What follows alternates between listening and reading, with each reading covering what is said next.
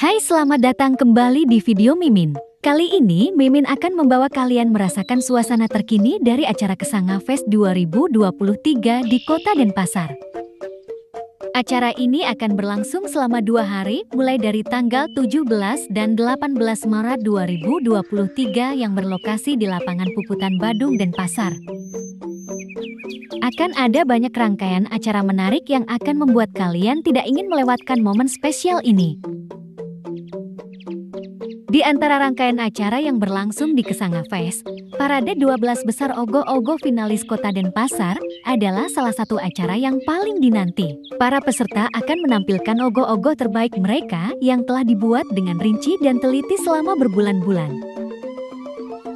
Tidak hanya itu, terdapat juga lomba ogoh-ogoh mini dan lomba sketsa ogoh-ogoh yang diikuti oleh peserta dari seluruh wilayah di Kota Denpasar. Acara musik juga akan menjadi salah satu highlight dalam acara ini dengan penampilan para musisi dan band ternama yang akan memeriahkan suasana.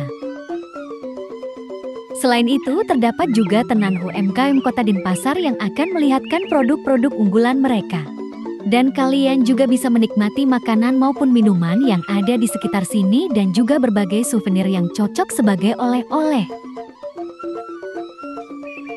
Oke, sekarang Mimin akan lanjut berjalan untuk melihat suasana di sekitar sini dan juga melihat 12 besar ogoh-ogoh finalis Kota Denpasar.